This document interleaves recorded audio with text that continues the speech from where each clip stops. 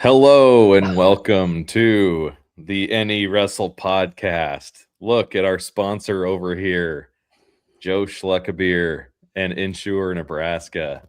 Look at that guy just coaching him up, right? A true caption this moment. Yes. What was going through his brain right there? I don't know. Any guesses? Any guesses? A That's a hi question for the neighbor, chat, dude. good food. So obviously we are here on a episode. We're going to be streamlining girls districts only on this episode, on a special episode, and really excited about it. Drew and Sean here to give us all the details and what's going on in the land of girls wrestling here, nearing or in basically postseason. Well, I can say this with 100% certainty after lending a tiny bit of time compared to what Sean's put into compiling the previews that we posted on our premium page on Rockfin. I mean, these things take probably 4 to 6 hours individually to complete. Yeah.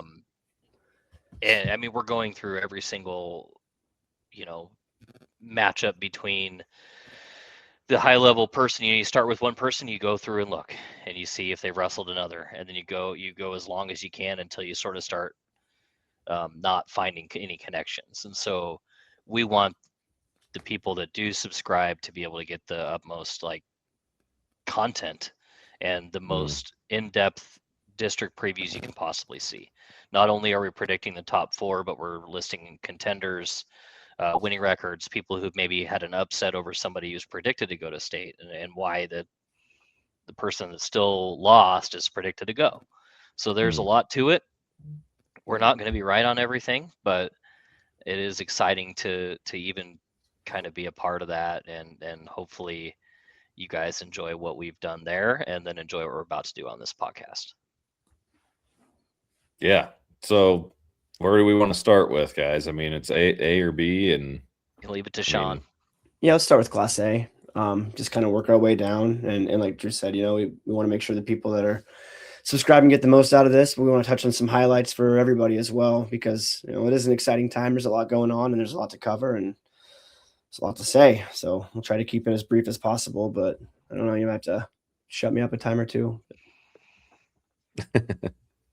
So are we gonna let's just go so A1. here's just kind of right? the crazy thing, it's like this is such a busy week with state duels coming up for the boys, and then you have the girls district tournaments. So I did want to, before we really got into all of this, sort of shout out the officials and the NSAA for figuring out a way to make this all happen. It's not an easy thing to do, I'm sure. There's a lot of logistical things going on. I can speak for us at NEWrestle, and it's like, we're trying, we want to do our best coverage for state duels as we possibly can, as it's the state tournament, but then we're also trying to line up people to go cover these girls districts, and it's a very difficult task to do that. So even more difficult to actually put those tournaments on, line up volunteers and officials and willing schools to even host them in the first place. So I guess without further ado, Sean, let's dive into A1, huh? Yeah, no, let's go for it. You want to start anywhere particular, or you just want to let me go? Let's go team, I guess. Okay. The team aspect first. I know we got West Side in there, so who's going to maybe give the number 1 team in Class A? Well, let's probably mention who this A1 district will be at Ralston High School. Oh, so, I like that. Yeah. For those that did not know. Indeed, it will. The Rams, the Lady Rams of Ralston. What a cool color combination too. I've always liked that. I don't know. I do too. I'm glad you said that. Man. Yeah. And they've got some good wrestlers also. West Side comes in kind of as a clear favorite here. They have all sorts of heavy hitter points throughout their lineup. They're not the deepest team in Class A, but it's hard to say they're probably not the best in this district. I don't think they'll have too much trouble probably coming out with the championship. Beatrice is going to give them pretty good push. They've got a solid squad. Nebraska City's kind of come along. And then you get teams like Papillion, Lincoln High, Ralston are all going to kind of be up there, but they're chasing West Side, and they're not looking to be super duper close with the way things kind of shake out. So for West Side, are there any, I guess, like, here's what I'm thinking, right? Like, they have a core of maybe 7 to 10, where obviously they're going to have to make sure their big names get through. Are there any weights for them that, maybe they have one of their better girls that are on the fence, or just some must-haves for them to just sort of stay in line to win the state championship in Omaha 2 weeks later ish? Well, that core you're talking about, I think, is good enough that they're probably all. You can never say safe going into a tournament like this. An off day or a silly mistake here or there can cost you, but they don't have many places where they're not going to be favored to qualify. Whether it's a district championship or even just making the finals, pretty much that entire core looks like top 2, 3 finishes in line. So I would be surprised to see if they falter. They're going to come into this thing a little bit hungry also, ready to prove themselves and make sure that everybody knows that they are kind of the team to beat. So they'll be prepped. They'll be ready. Gosh, it's hard to imagine any of those top girls kind of falling off. So to answer your question, no, I mean, I think they're sitting really good. So you mentioned Beatrice. I know they have some good girls there, and maybe sort of favored to be the runner-up. Several other good teams in the mix in this thing. I'm seeing potentially 5 qualifiers for Beatrice, Nebraska City, Papillion, La Vista, and then maybe Lincoln High and Ralston are kind of in the thick of it as well. Anything there that you're seeing that they're going to need to do to potentially not just have a good district tournament, but maybe push for a top 10 finish in Omaha? Yeah, I mean, Beatrice kind of has a similar story where they have that same core like Westside does. It's just not as deep, but their top dogs are going to be in great shape to qualify. Aubrey Johnson's going to be tough at 105. Shaylee Calloway at 235 is going to be tough. She could push to maybe win a district title here, although she's going to have her hands full with the number 1 rated wrestler. Digging through, man, like the upper weights here, just as I'm browsing through, seem to be kind of like maybe 155 on up seem to be a little like, holy smokes. I think we got 4 at 235, 4 at 190, 5 ranked wrestlers at 170, and 4 at 155. I mean, that's going to be brutal for some of these girls to even punch their ticket. Yeah, it is. And I think that just kind of speaks to some of the parity that we're starting to see in girls wrestling too. You're going to have your top 2 or 3 or 4 ranked girls are typically a step above. And then, just going through rankings this weekend, trying to find 5 through 12 or through 15 or through 20 or whatever. Sometimes it's a chore because they beat each other up. You might have a girl that's lost twice to a girl that she's still ranked ahead of because whatever other body of work she's put together is kind of enough to justify it. So you can look at those rankings and obviously they're really tough roads. But you got to kind of take things with a grain of salt and knowing that rankings don't mean everything. There's good girls that are sitting right outside that maybe have a win over some of these girls that are up in there. Looking through. Have Kaylin Harrell and Gabrielle Price wrestled yet?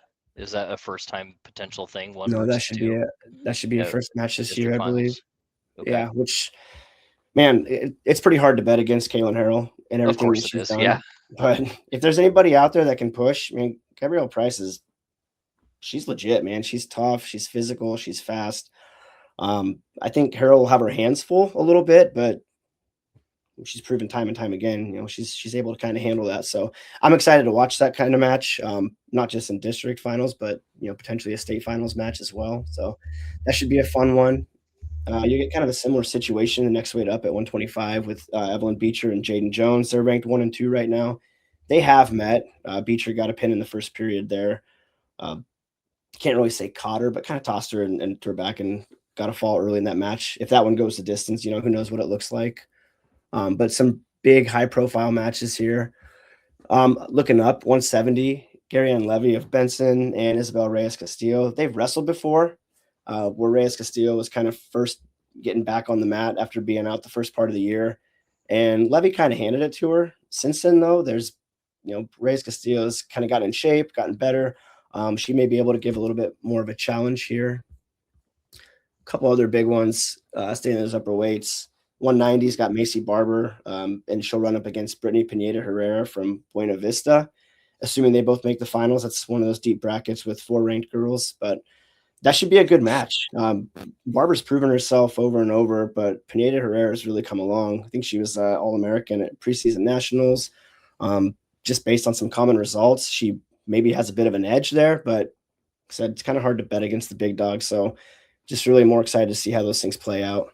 And the winner there is probably opposite of number 1 ranked Bray, who has beaten both of them this season. So a district championship there is going to probably put them 2 or 3, probably 2 seed. Maybe a 3. So maybe 3. With okay. Garcia being a state returning runner-up. That's true. But then you still Bray and Garcia are in the same district too.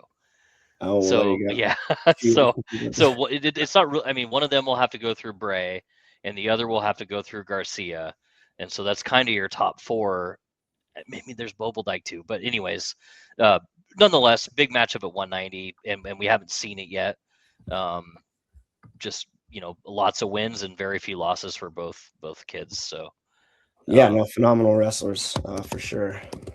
235 and round this weight district out. Yeah. Sorry, got lost for a second. 235. You get Sandra Takar, who was a state medalist last year. Awful tough. She'll have, like we said, Shaylee Calloway of Beatrice, who's been really, really solid this season. There's a few other girls up there who can kind of come up and challenge, but those 2 right now are I think, the top 2. You kind of have a situation. Go ahead. The Takara is 44-0 and has won every match that she's wrestled this year by pin. The other wins that she didn't wrestle in are dual wins by forfeit.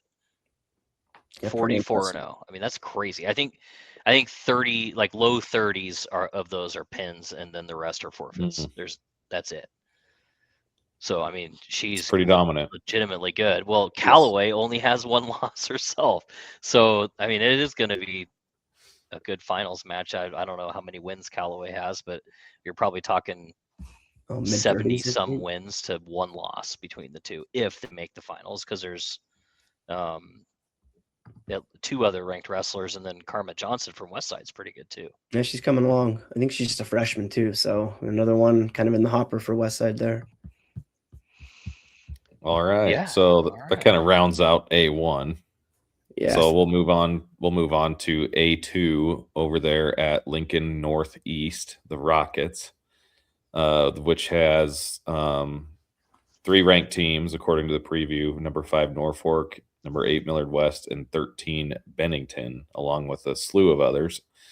So kind of take us through the beginning of this district. Yeah, so your defending team champion Norfolk is the favorite here, projected to qualify 9 wrestlers. They've got a few more that are going to be on that fringe, have an opportunity to go and really push their number up into the double digits. Millard West has come along. They've got a couple of wrestlers back that had missed some time earlier in this year. And then some young wrestlers, McKenna Conlon comes to mind. They're just kind of hitting their stride at the right time. Beyond those top 2, Blair, I think, probably comes in at 3rd, and they're going to be right there with Millard West, so that could be an easy 2-3 flop. Schuyler's going to be in that mix too, with some of the depth that they bring, and then you'll get Bennington, who they're a ranked team basically for what they're going to probably be able to do at state, and not maybe as much in a district like this. But they still have a chance to be in the top 5 there. South Sioux City is going to be kind of in that same mix, but those are, I think, your top teams to look at. It's kind of Norfolk, and then a little gap before you get to Millard West and Blair, who should be pretty similar. So so just because I don't have my thumb to the pulse like I used to for girls when I was doing this before. came in and saved the day. Blair, man, they won EMC last week. They're kind of rolling a little bit. So that one just I noticed them last week, and I know I've seen them before.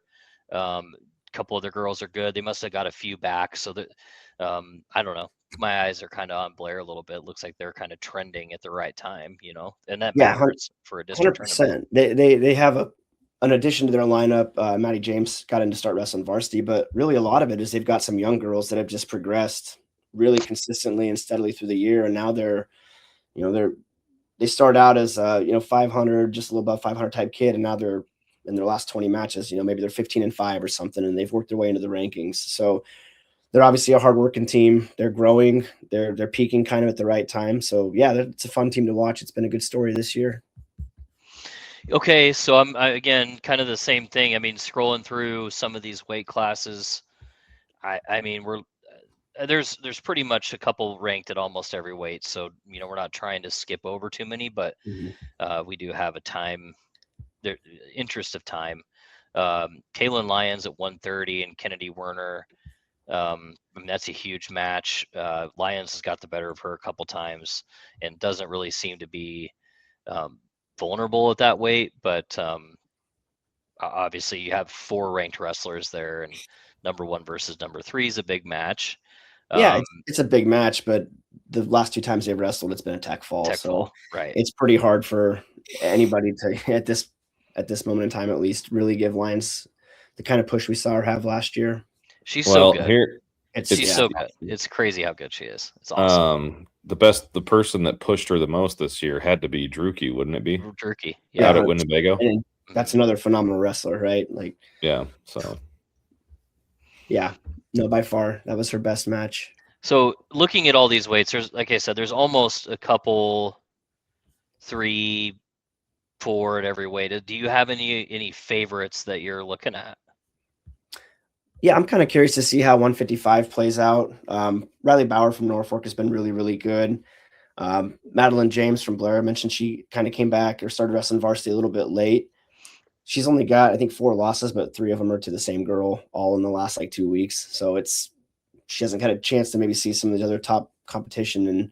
And just watching her over the years, I know she's pretty tough. So there's a chance that she could come in and maybe shake things up a little bit there. One of the fun weights, and it's not full of ranked wrestlers at all, but just kind of intriguing, is 170. There's been some movement. A couple girls came up from 155 to slot into 170. Kiana Hector from Westview, I think she's like 26-5, or has a really solid, strong record. She found the rankings. 2 of the girls in that bracket, though, she's wrestled and got beat by kind of handily. So just seeding that one out is going to be interesting, and however that kind of falls out, the seeding meeting is really going to go a long way in determining who makes it through, because you might get some of those lopsided halves of a bracket that kind of put someone behind an 8 ball. So I don't know. I think that one will be quite a bit of fun.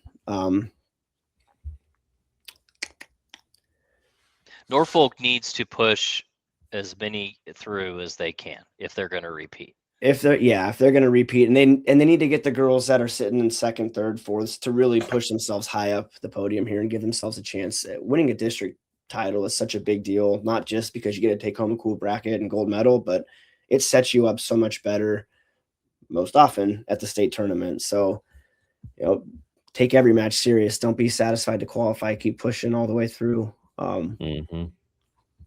Yeah, I mean, even at the weights that they're not predicted to qualify somebody at, they have someone who could potentially qualify. So that could make the difference for them, because we saw their depth prevail last year in Omaha over a Omaha West Side type team. And that's kind of what we're looking at this year with your Norfolks and your Lexingtons and your Kearneys, and I'm missing somebody, but we're going to be looking at a firepower team like Westside, who maybe has a bit more than they did. So all the teams that are known for their depth are really going to have an excellent district in order to push for a team title in Omaha. So yeah. All right, let's go to District 3. So we're not. All right, so for like 3 hours. Yeah. So we're going over to Millard South here for the A3 district, which features obviously Millard South number 4 Lexington, number 10 Bellevue East, amongst other schools.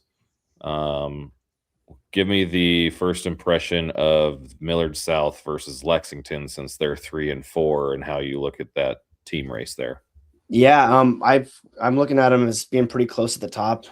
I've got Lexington kind of pulling this one out with this. I think I have 10 qualifiers, I believe. Yeah, to Millard South's 8. With that, okay. Lexington over the home I school. I do just on All this. right. These early projections, and even then, things are pretty close because Millard South has some big points.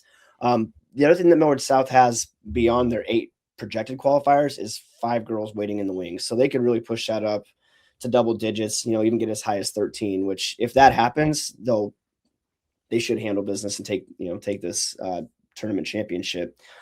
That said, man, Lexington's come on. They've been good all year, but they seem to be getting better as they go. It's a big room. They work hard. They keep improving.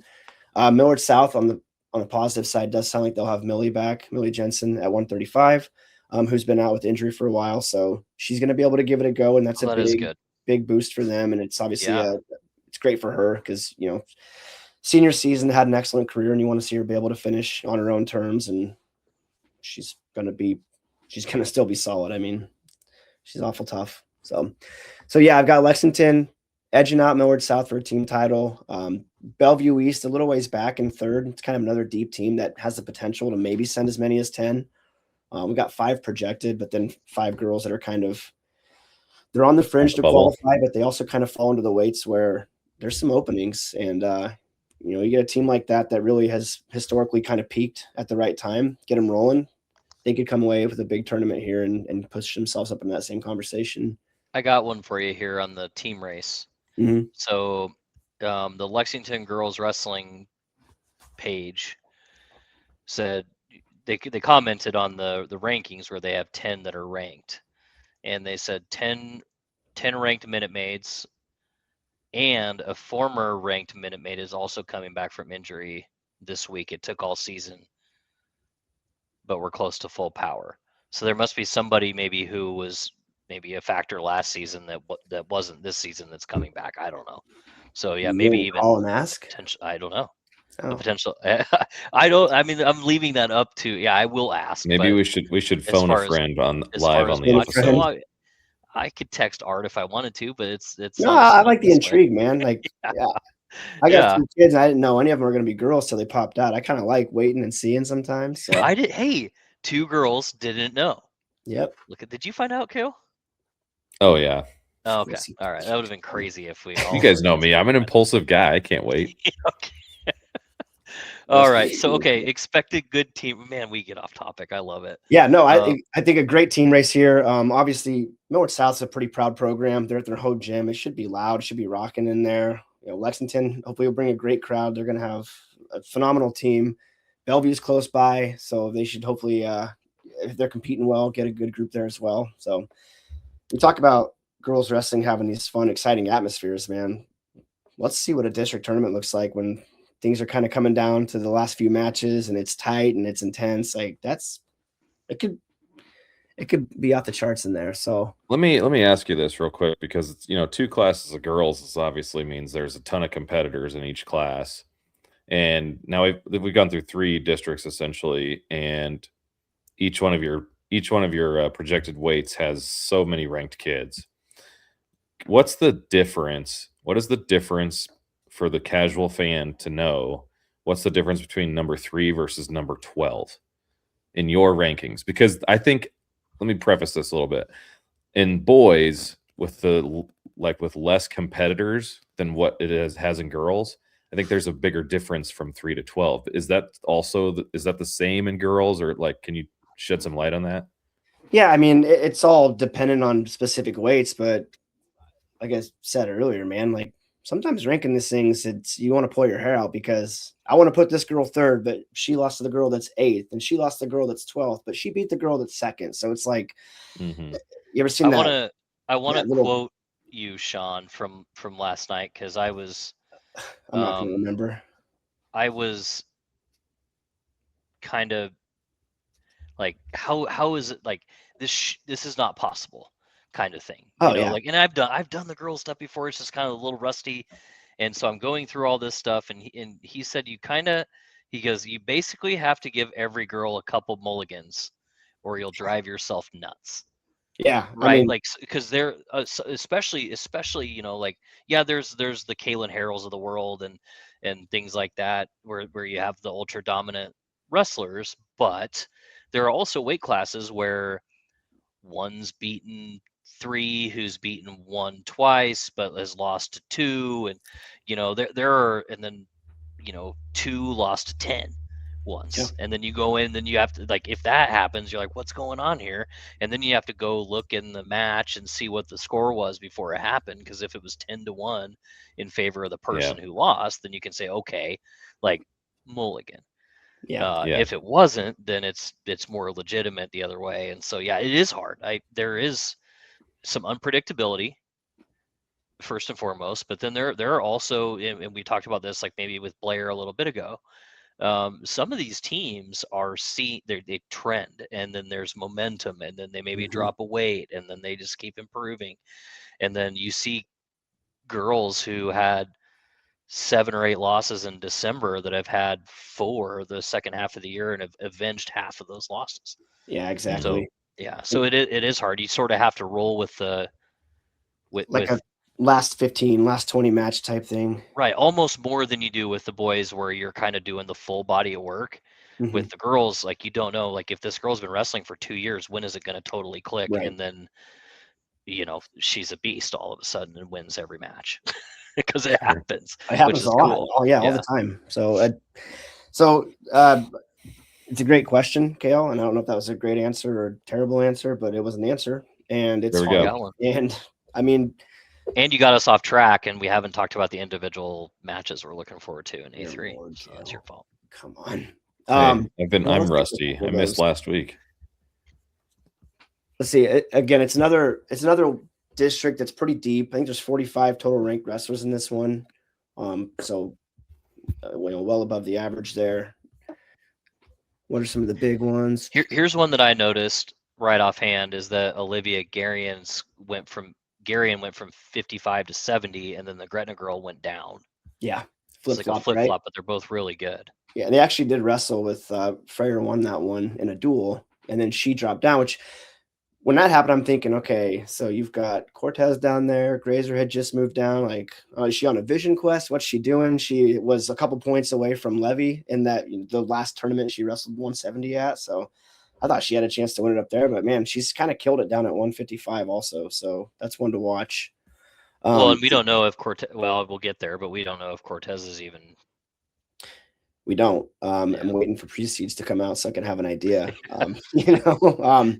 She's obviously been off the mat for quite a while with some injury stuff. The impression I got was that she was going to be able to try to give it a go. It's hard telling, are you able to continue managing weight when you're not on the mat? Is she going to be at 55? Will she have to go back up to 70? They've got Garcia there. That's a whole different district that we'll talk about later. But yeah, got myself off their topic there too. You're good. I'm kind of looking forward to Kira Crane from Lincoln East. So that's kind of one of the crazier stories in girls this year, is she was at Minden, highly ranked. Yep. And then they moved mid-season. I guess the Battle Creek girls that moved out of state last year, maybe before state duels. Yeah, before state duels. But you don't hear about that very often. Like, usually it's like something, if you do move, it happens after state or between seasons. And so her going from Minden to Lincoln East obviously helped Lincoln East out a ton. But yeah, she's in there, and she's beaten number 4 Mazba, I think, the only time they wrestled.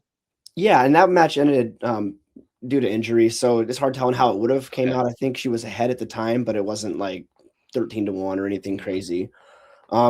Shout out to Coach Ostrom at Minden. He kind of tipped me off before season even started that there's a potential we lose her. We certainly hope we don't, but that may be coming. It's a good pickup for Lincoln East. Obviously, they have another great wrestler right in that range, so she has a good practice partner, a couple girls that are going to be in medal contention.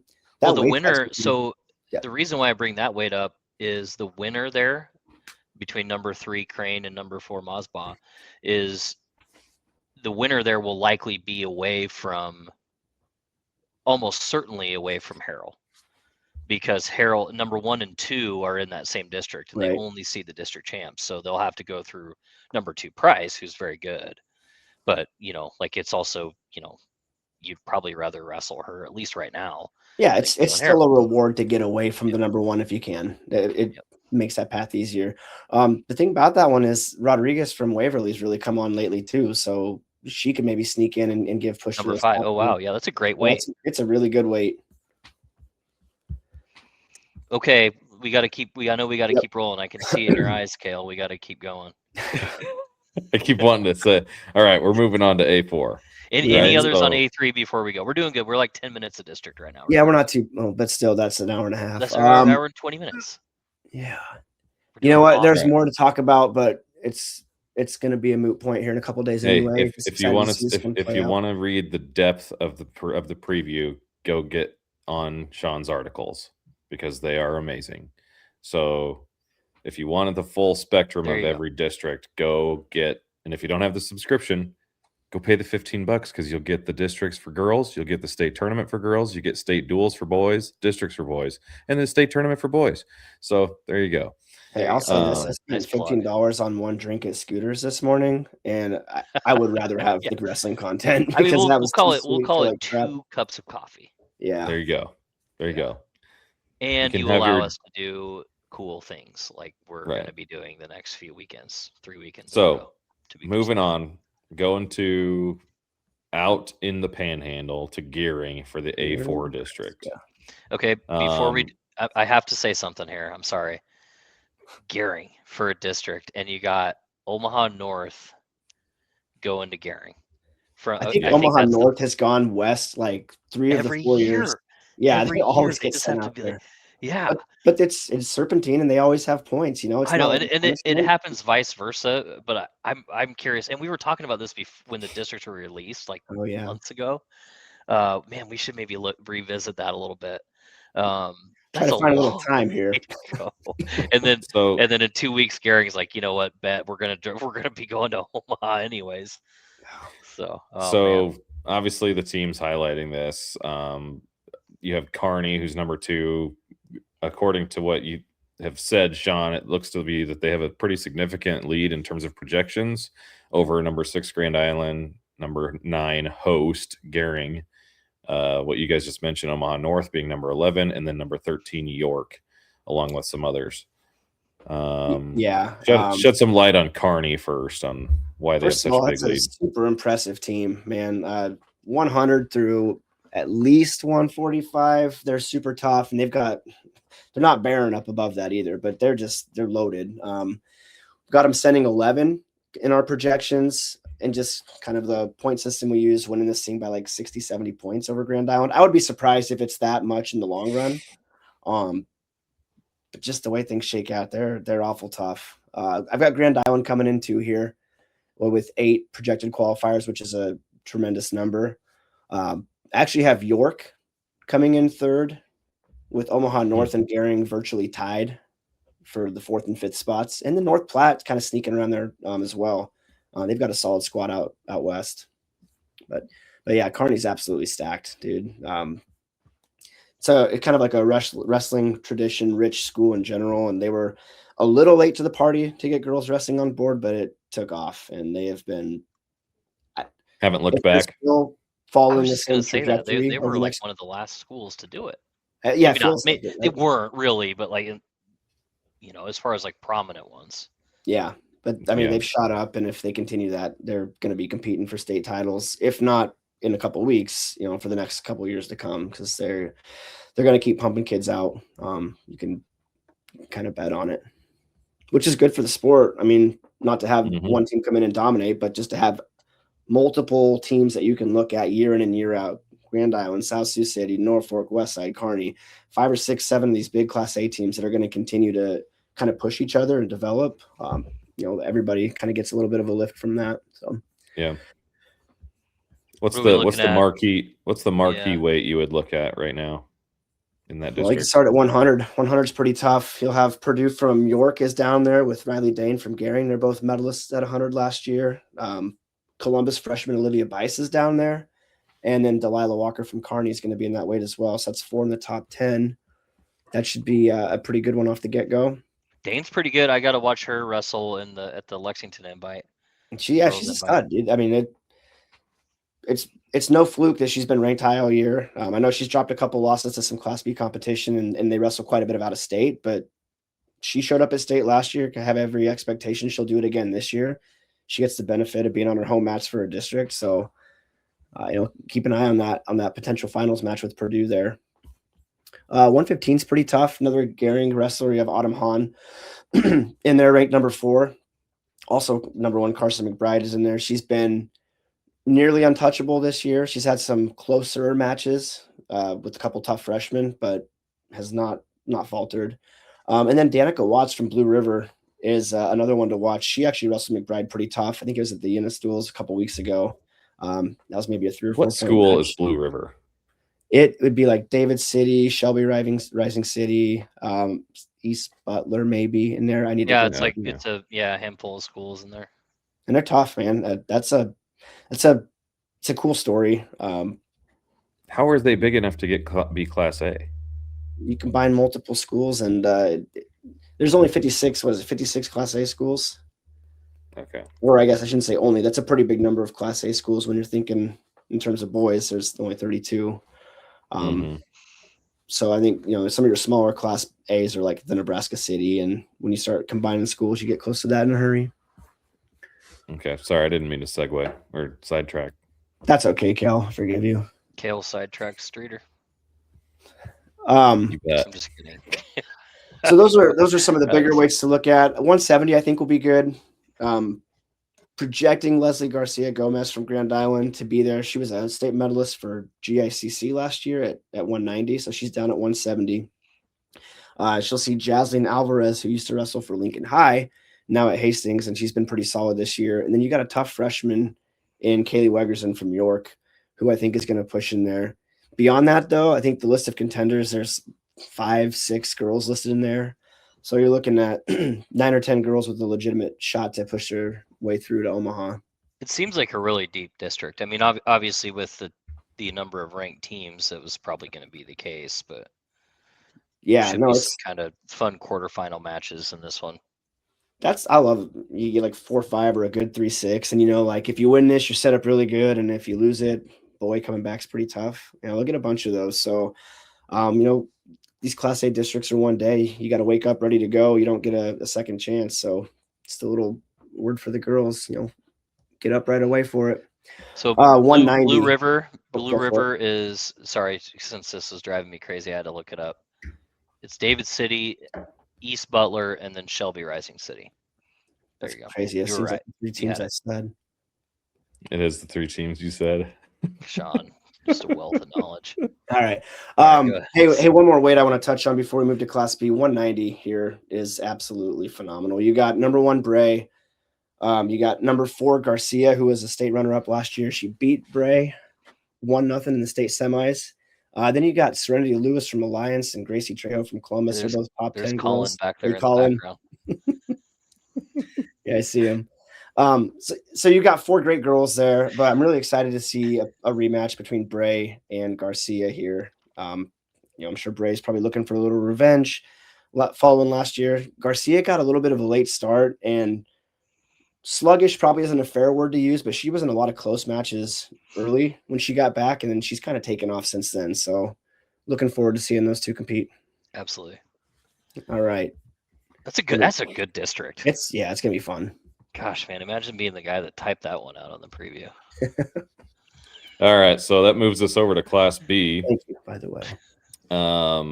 So Class B, we're just gonna go straight out with B1 over at Plainview. You have 3 ranked teams here at Plainview, and it's a long list of teams here. There's I think 35 and 36 teams. Oh, geez, Louise. Yep. So number 4 right, UTAN, number 8 Johnson County Central, number 15 Broken Bow highlight the ranked teams at this district. Before we get into it, you mentioned there's a lot of teams, and there's just going to be in Class B, until the numbers are there to maybe hopefully in a handful of years or longer or whatever Get to a third class. Go to a third class. But I believe they're going to add 8 teams to Class A next year, so that would take like. Does that make it to take it to 64? It would, yeah. So you like Lakeview, Aurora, Adams Central, just some of the like bigger name teams that are B this year that if it was situated differently would be A. So, yeah. Anyways, let's dive into this. Yeah, and give me 1 second because what we have in the doc, Kale, is pre-updated rankings. So I want to pull up the version that we posted, which should be up to date. Whew, there we go. So after the rankings update this past week, we're down to 3 ranked teams here. UTAN has moved up to number 4, JCC 8, and Broken Bow 15. And really, when you look at Broken Bow and JCC, that's kind of a state ranking, which you probably get a little bit more of in Class B, where that's more reflective of what things will look like in Omaha and not so much in a district like this. In JCC's case, they're a top 10 ranked state team, and they might wrestle 2 girls at districts. So not a ton of depth, just really, really high quality wrestlers. Yeah, 2 number 1s. Yeah, they're solid. Really solid. So yeah, the top 5 here, UTAN, they're one of those teams that's not a room 30, 40 girls deep, which in Class B obviously is hard to find, but I think they usually roll with 8 or 9 in tournaments. I've got them projected to send 6 here, which in a Class B district is a really good number with those 36 teams. And kind of coming out, I don't want to say miles ahead, but quite a ways ahead of West Point Beamer, who I have as the runner-up here right now. Broken Bow comes in 3rd, Neely Oakdale 4th, Takema Herman 5th, and then I think Plainview Osmond is going to show out pretty well here. They get the benefit of kind of being on their home mats. They have a good team.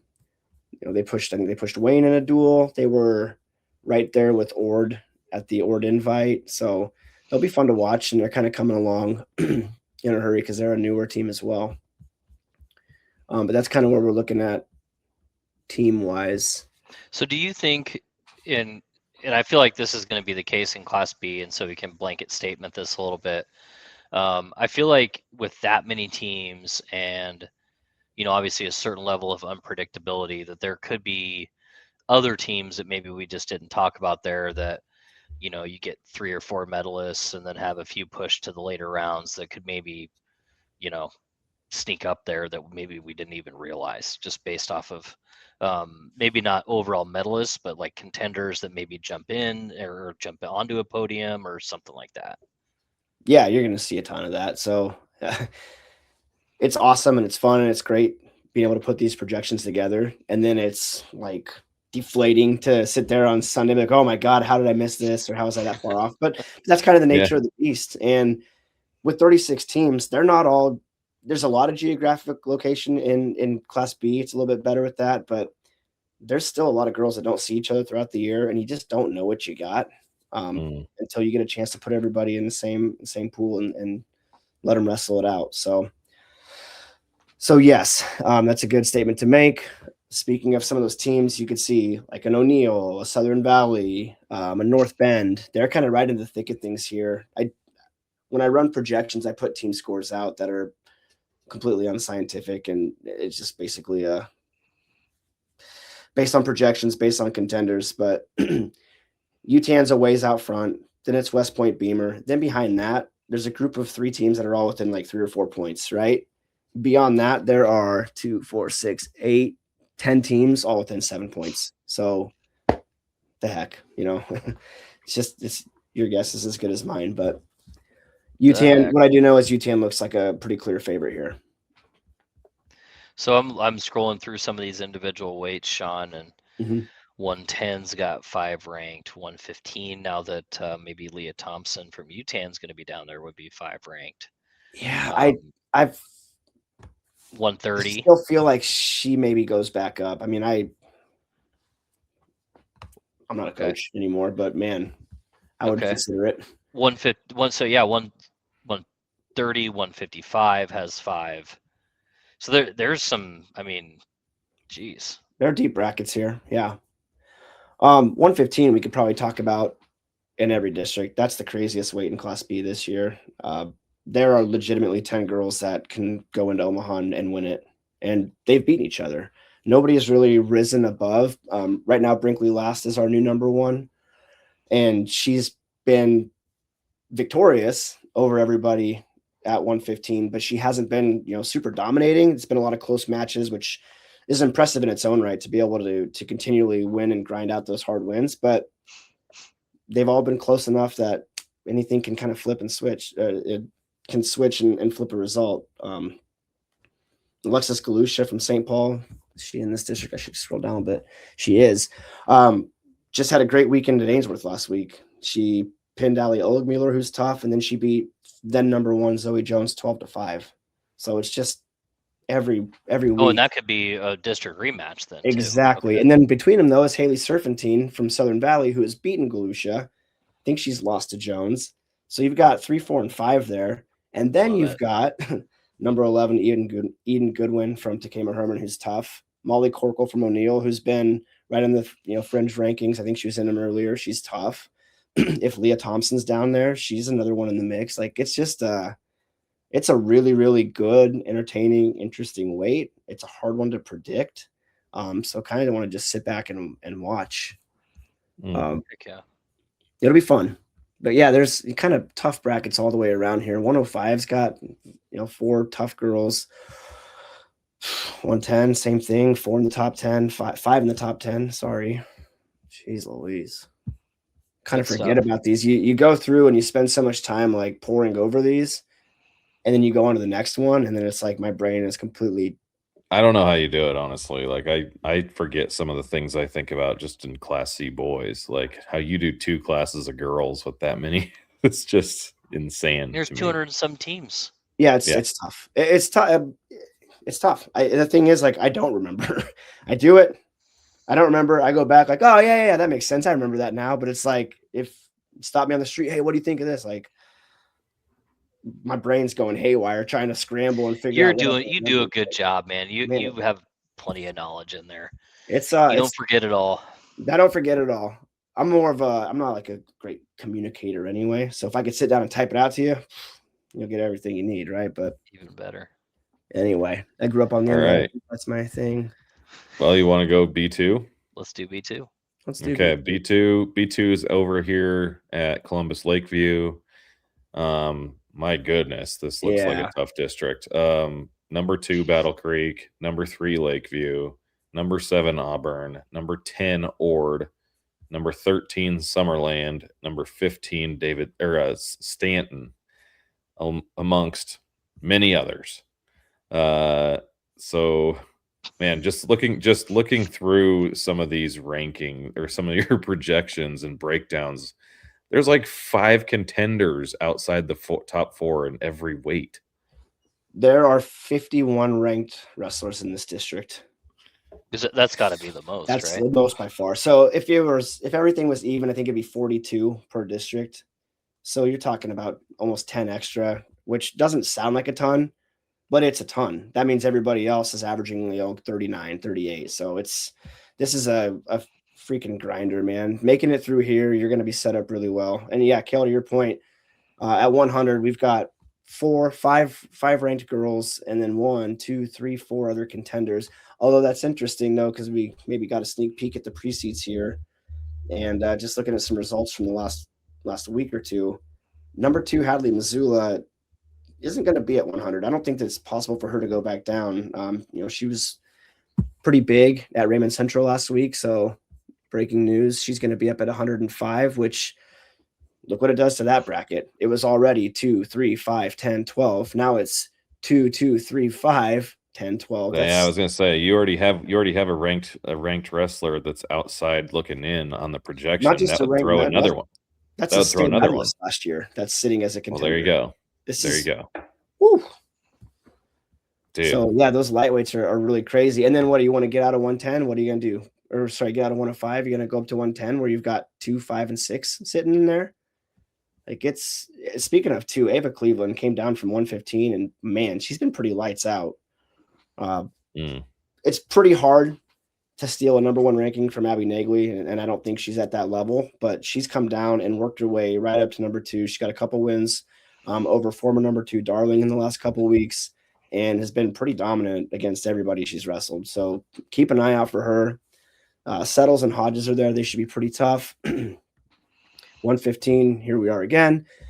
Number 1 last. Number 9, Luna, which is silly to say because she's not the 9th best wrestler.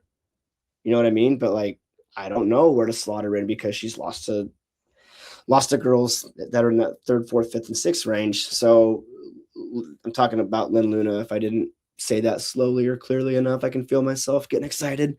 But she's a 9th ranked wrestler who could go to Omaha and win the whole thing. So that's probably your finals there is Last and Luna. They've seen each other. Well, yeah, one of Last's 2 losses is to Luna. Yeah. So that's, I mean, dang. I know I just got done watching Oleg Mueller beat Luna. I think is it the 2nd time this year? Yeah, that's just close a couple days ago. So you drop these close matches, but you drop them to really, really good wrestlers, and those results flip from week to week. So who's going to be on for districts, and more importantly, who's going to be on for state. But yeah, this is crazy. I'm just like reading through this for the first time, and I'm like, wow. So what do you say? We're hitting every weight here, and I'm trying not to. But 120, you've got number 3 Myers, number 4 Chips. They've split matches. Olivia McDonald's a stud freshman from SEM. Ellison Berkwin from Lakeview is going to be on her home mats. She's a 3-time qualifier, and she's not in the top 4 projections right now. That's sad. I think if anybody's going to catch fire, it's probably going to be a Lakeview girl, and you kind of got to go with history sometimes. But there's a chance that she rolls herself in there, but it's not going to be easy. Oh, Jesus. As I scroll, every weight's like, oh my God. 125, 2, 3, 4. It's probably not that funny. It's not funny, but crazy. Like it causes you to like chuckle because it's just like, what the, this is nuts. So what's the deal with Rylan Hansen? That's a great question. I don't think we'll see her at 135. She's been at 130 recently. I think it's a pretty tall task for her to wrestle 130 and then jump back up to 140. So I think she's going to be down here at 130 for this district tournament. Obviously would love to. How many weights has she wrestled this year? I think she's wrestled 45 in a duel. So that would be 4. That'd be 4. That's what I thought. I was going to say, like, I feel like she's been all over. Yeah. I mean, I believe so it'll be Hansen, who's number 2. But we don't really have much to go on there other than she wrestled Kaylin Lyons. Right. But then Hansen's 2, and then Druki's 1, but they're in separate districts. But she's got Bargain, and Bargain's pretty damn tough too. Okay. And you got Clista Brott from Anson Litchfield's in there. Peyton Becker, who doesn't have the best record, but I swear like every match she wrestles is like an ultimate tiebreaker, like a 2-1, or everything's super close. It doesn't matter who she's wrestling. It's going to be a close one, but she's good. She's going to be right in the thick of things there too. So it's another really good weight. 135, 3 top 10 girls. You got Mefford and Peters, who I think have split this year. I think I'm right. Maybe not. Maybe Mefford just has a head-to-head win. I don't think you've ever been wrong. No, I'm misremembering probably. The whole thing, I mean, you can go through and read it, and it's just a lot to look at. 145. Mefford is 1-0 against Peters. Is she 1-0? Yeah. Gotcha. Thank you. You're welcome. Yeah, 45. Yeah. Taylor Allman, Peyton Whited, Lucia Campbell. Ugh. That's 3 out of the top 4. The B2 district alone is worth $15. Yeah, the B2 district it's the best district. I mean, is that your hint and whatnot, but they're not. This one's your tough hint to move on to B3? Yeah, maybe. Before I give myself is Colin asleep on the couch back there? I don't know. Let's get a little Colin check. Colin, you sleeping back there? Or get you on camera? I don't know, man. That's a hell of a district. So super exciting. Awesome. It's going to be fun to follow. It's awesome. But then, like, you see some of those weights, and you see these girls that have done so well this season, and you just know that 1 or 2 of them aren't going to make it. Yep. And it's just like, gosh darn, like you always feel bad because it happens, like boys and girls and whatever. And they do a great job of serpentining and doing all these things, but there's just things you can't anticipate, and some of these teams that have kind of come on strong, like an Ord, who's got some young girls that a lot of people hadn't heard of. That adds a ton of depth to a district, and at the end of the day, not everyone's going to get to make the trip. So yeah, no, it's gonna be So tough moments for sure. let's go to B3. That's hosted by Weeping Water down in your area there, Sean. Weewaw. You have 5 ranked wrestlers. Number 5, Palmyra. Number 6, Teams. West Holt. What did I say? There's a couple more wrestlers. than that. I meant teams. I I'm knew you. sorry. Number We'll 5, know how late we Palmyra. do these. 6, West Holt. 11, Pierce. Pushing midnight. Number 12, people. Conestoga. And number 14, Wood River. So Yeah, no, it's another tough district. Probably doesn't rise quite to the level of what B2 was, but this one, if you're ranking them in order, could be your second best. I've got West Holt winning it with a little extra depth. It's pretty close with them in Palmyra. Palmyra maybe is a little bit better equipped for the state tournament than a district tournament. That said, they're going to be right there with, I think, 5 projected qualifiers, 3 more kind of waiting in the wings. West Holt, I've got at 6 qualifiers with 4 more contenders. A positive for West Holt is that Sadie Keogh is likely to be back in the lineup for the first time since pretty early December. She's a medal contender, whether she's at 105 or whether she's at 110. I know she weighed in at 105 kind of during a duel where she didn't compete. So she has the ability to go down there should she choose, but that'll be kind of a bright spot for them. And I don't have her listed as a qualifier, just a contender, so that could really push them pretty realistically up to 7, which should be enough to win a district. Pierce is going to bring a tough squad. I have them sitting 3rd, and then Wood River, and then another kind of fun story, Wilbur Claytonia, I've got rounding out the top 5. Younger team, people that maybe haven't heard of a whole lot of this year. They kind of stick to their corner of the state. It seems like they don't get out a whole lot to kind of cross-pollinate with some of the other girls that maybe we're more familiar with or some of the fans would be more familiar with. But I don't know what I said. I'm using it, guys. I love it. It was perfect. That's awesome. Cross. Hey, I've slept like 9 hours in the last 10 days. You're good, dude. Keep going. I'm keep gonna mute going. my mic for a second. Where are we at? Weeping Water? Let's Yeah. talk about them. You gonna do individuals? Yeah, Good. dude. I'm sorry, that cross pollinate just got me. Yeah, that was. I saw me too. Kale laughing too. I lost it Holy- because I saw your face starting to crack. I'll take suggestions for No. chat. Suggestions for Oh, better no. words, better verbiage No. next time. I don't think it could have been better. I think that's what made it so great.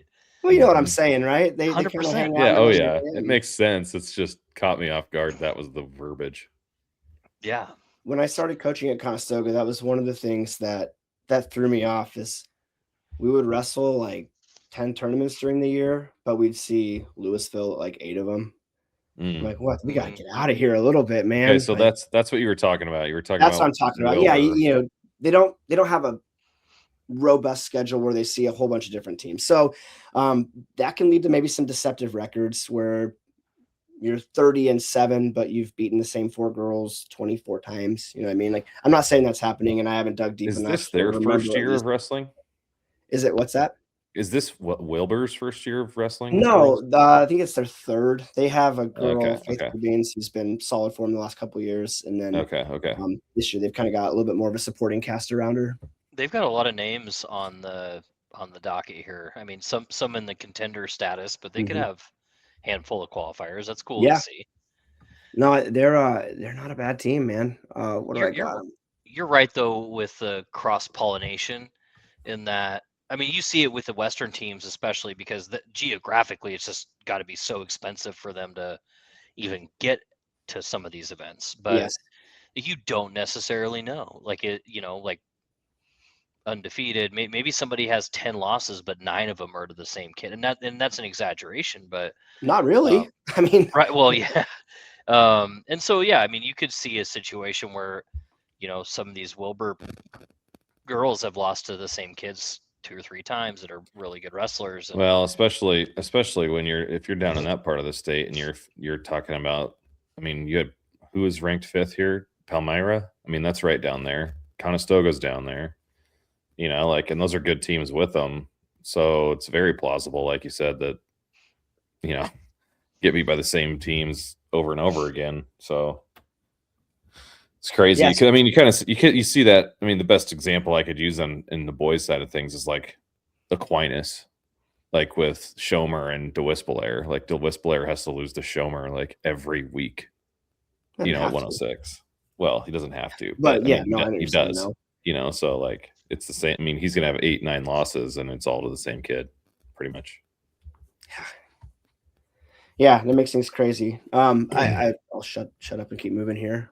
So yeah, team wise should be interesting. West Holt, Palmyra should be a good race, and I think Pierce is gonna kind of be the next team in that mix, and not too far back really.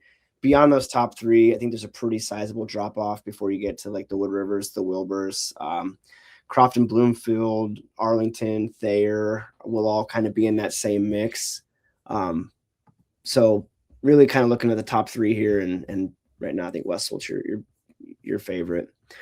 Looking at a couple of weights, 115 is awful tough here.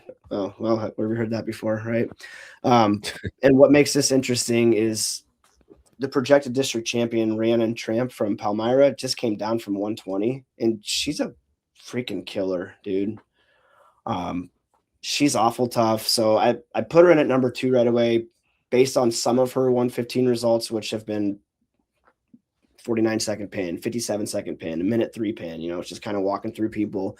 But also when she was up at 120, she was highly ranked there as well. So that's a new wrench thrown into that 115 weight that's already a little bit crazy. There's 2 more top 10 girls here with Brooklyn Rustcamp of Arlington and Allie Ulligmuller of West Holt, who we've talked about a little bit, and she's super solid, right there with all the best competition. So curious to see how that goes.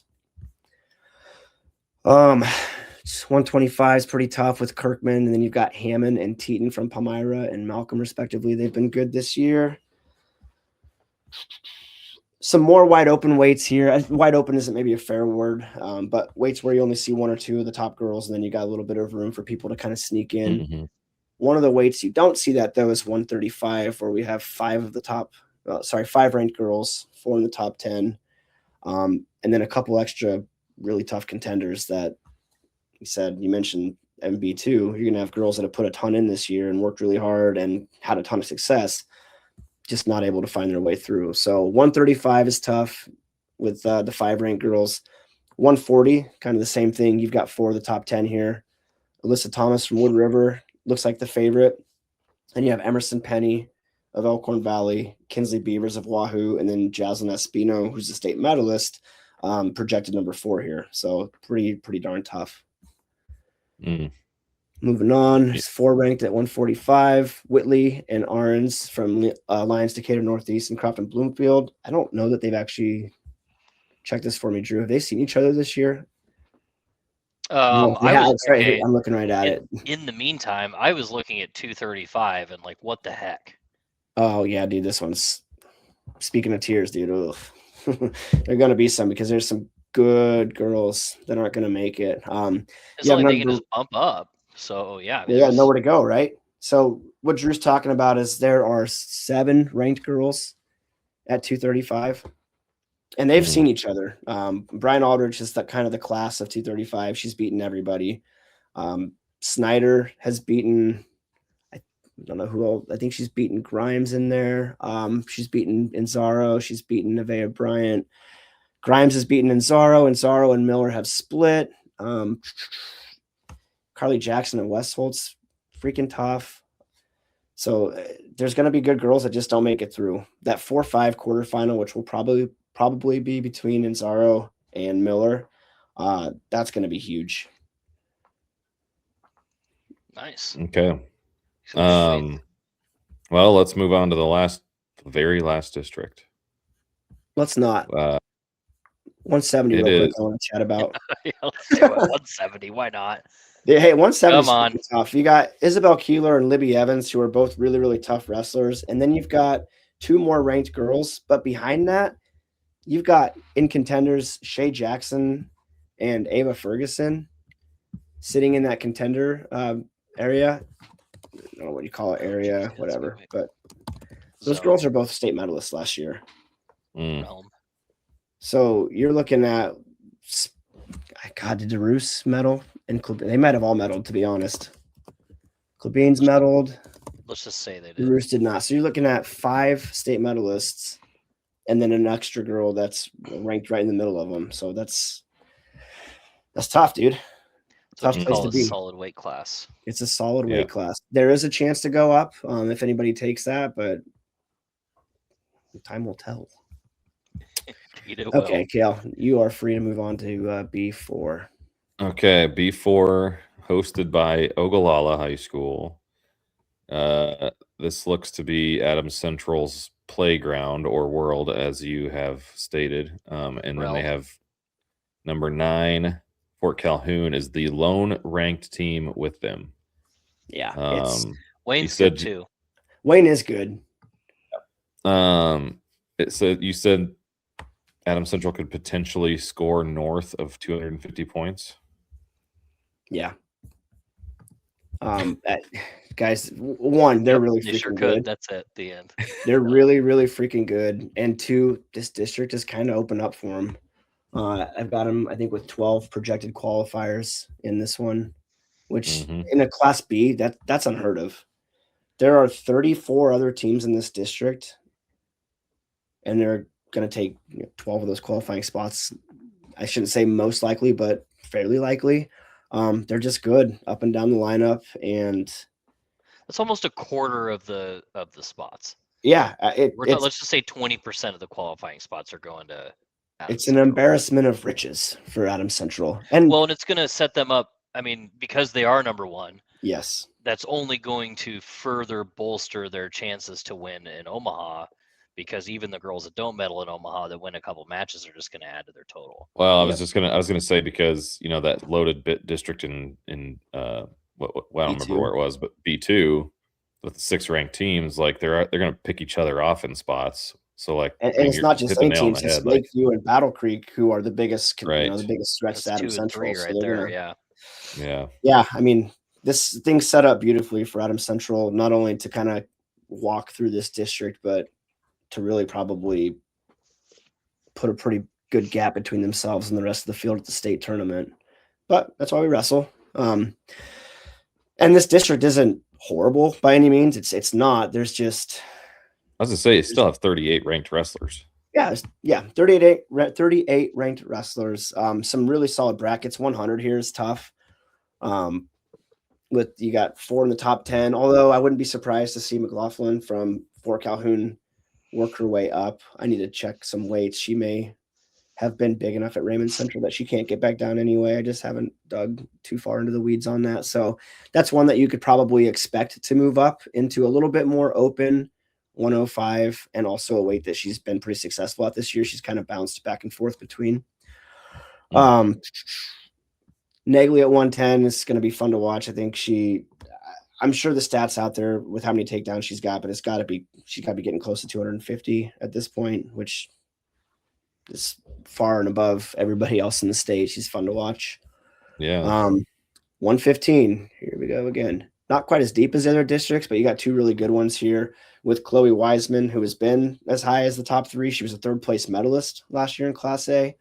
She's ranked 10th, which she always is a gamer though when it comes to the year. Yeah. So like I'm gonna feel stupid, and I know it because I have her at 10th. I know she's not the 10th best girl. I just don't know where she really fits in and on a what day. But ahead of her projected is Elizabeth Mankey of Bridgeport, who, again, you don't necessarily know what you have because she wrestles a schedule that's a little bit isolated. But she does in the off season get out and she sees the Zoe Joneses, the Mia Andersons of the world. She competes in freestyle, and she's got pretty good success there as well. So she's a legitimate. Is that Mankey? Is that be a younger sibling to the Steven? Steve, but then there's another girl that wrestled in the boys division because there wasn't girls wrestling yet. Yeah, didn't she go to South Dakota to kind of wrap up too? No, you're thinking. No, that was Shadron. That was the You're thinking of Shadron girl. Dinky. Yeah, that was Dinky's Dinky. right. But there was, and I think she coaches. Yeah, I'm pretty sure she coaches. she was wrestling out there when I was in Hershey. I remember. God, I can't remember her name. Jersey yeah, Minky. Jersey Jersey Minky, right. Minky. Yeah, you That's have to assume probably siblings or maybe cousins, but probably siblings. Yeah, no, Elizabeth she's good. I think she wrestles with 308 Academy, which is a super solid club out in the western part of the state. 120 is a good weight here. There's 4 ranked girls. CN McIntosh from Maxwell is listed as a contender, and she's awful tough. She's a qualifier last year. 25 is kind of open. 170s decent. Dill and Spranger. Adam 140's good, obviously. 140 is good. You're a little ahead of me there. 140 is going to have the match of maybe all of the districts. Kaden Sipp is a phenomenal wrestler. She's going for her 3rd state title. Holy crap, man. Have you watched Nyla Bowles wrestle? Because if you haven't, do. I have not seen her yet. Incredible. Go back on and watch some of the state duels replays and watch her. She's so fun to watch. I had seen her wrestle the state finals last year against Hogemeyer, but I didn't remember everything. But dude, she wrestles 140. She's probably taller than me and definitely built better. And she can, which isn't saying a lot, but no, but she can snap on a cradle from anywhere. She's I don't know, man. I was so impressed watching her wrestle. I can't wait to watch her and Sip go at it at districts, and then hopefully again in the state finals, because that's Sip. She's stingy. She can be hard to score on. Bulls can put up a hell of a lot of points. So I don't know how that one plays out, but Bulls 48. No, what a record. Good dude, stuff. You gotta go watch her. I didn't even. I mean, like I knew she was good, but like I had no idea that it was like we're talking about that stratosphere. But yeah, right. Just looking at she beat Aldag, who's number 1 in A. 7-2. It's been one of those like meteoric rise things where she's been good and then she's been really good and now she's just phenomenal. So like, I don't know what her plans are beyond high school, but she could go off to college and have a really nice career if that's what she chooses to do. Okay, question, and if you don't remember this, we'll move on. But it was really early in the season, and I know somebody messaged like, "Oh, it was somebody from Wayne that wasn't ranked." They're like, and I remember texting you being like, "Hey, like, what about this person? Was that Nyla Bowles?" No, that was Anna Nave, and she's a stud too. She ended up getting hurt though, and wasn't okay. All right. She's another one. And then think about that though. If she's able to continue wrestling and training, Wayne's a good team.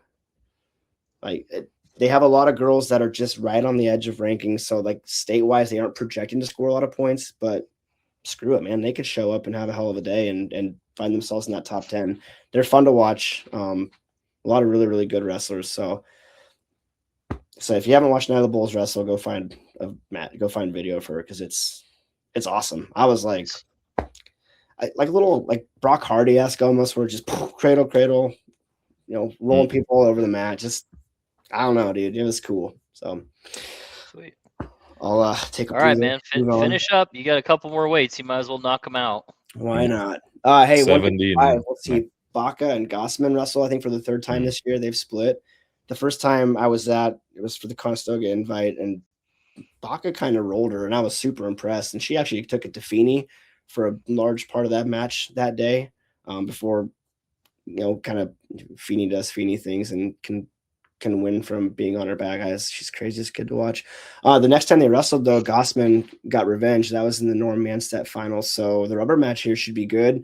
I think those are probably at least 2 of your top 5 girls, but probably your 2nd and 3rd best. So winning this district, we've kind of mentioned before, is such a big deal because that puts you opposite side of Feeney, where assuming she wins hers, where if you lose, you're going to have to go through her potentially in the quarterfinals.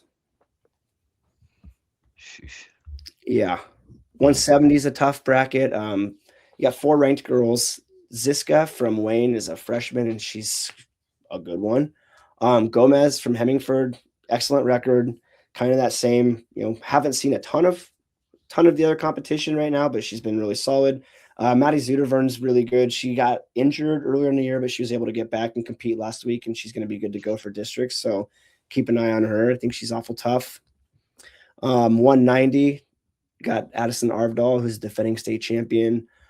There are 3 other ranked girls. I still don't think she probably has much problem handling any of those. She's Arvdahl's very, so good. very good, dude. She's a monster, dude. She's fun to watch. And then 235, a couple ranked girls here with Madeline Tryon and Quinlan Stats. Stats is a kind of a fun story. So her sister Rowan actually is at Elkhorn, and I got to know both of them. They wrestled at the club that I helped coach at in some of the off-season stuff. And she actually went out and stayed in Adams Central, and they have another pretty good girl that was a heavyweight last year, and I think maybe dealt with some injuries early. So Quinlan stepped in, and she stepped up right away, and she's been excellent. So I'm excited to kind of watch her career take off. Other than that, though, I think that kind of gets us close to the end, right? Adams Central Class Watch out B. for the Patriots, the Lady Pats. Man, we're like 4 years into girls wrestling, so I don't know if we even have established state meet scoring records, but it's probably going to get broke. I don't know. UTAN's had the big. UTAN's basically just that. I don't know. UTAN, what they had 4 in the top 3 last year. Something, yeah. That's a lot. That's a lot, but I don't know. That's a lot of information and regurgitation, and it's actually kind of nice to reread some of that and remember things that I had you actually said it. Well, obviously, thanks for jumping on here and basically being the anchor of this, because you are the expert, whether or not you want to admit it, in your humbleness. But also, thank you, Sean, for everything you've done the whole entire season.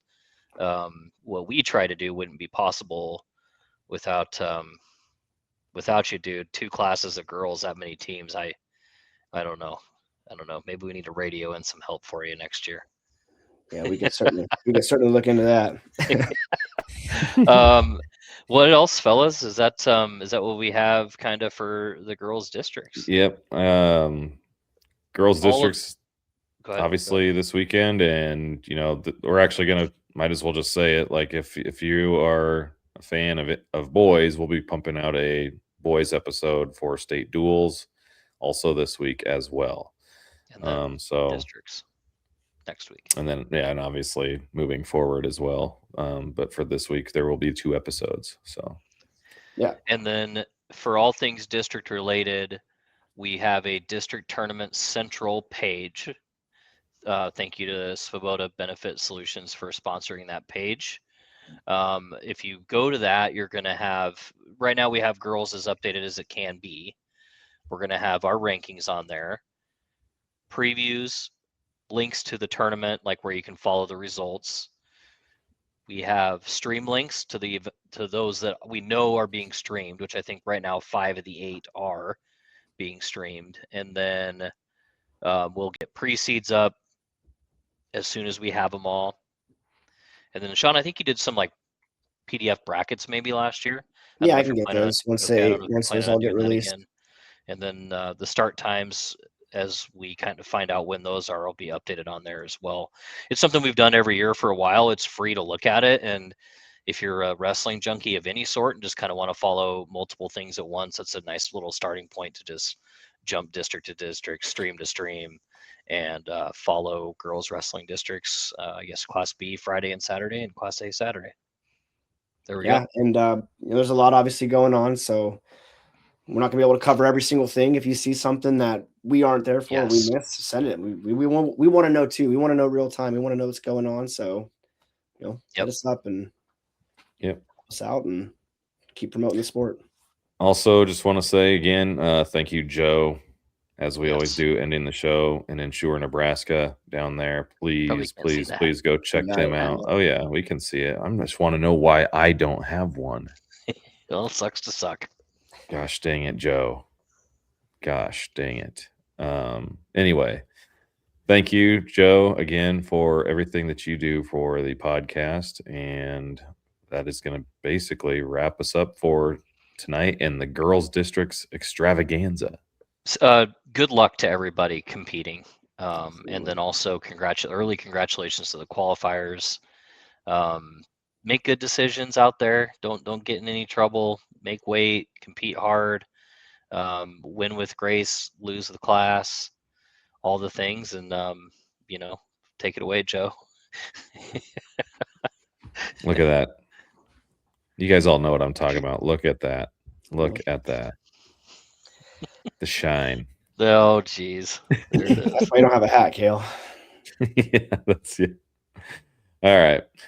Adios, everybody. Have a good one.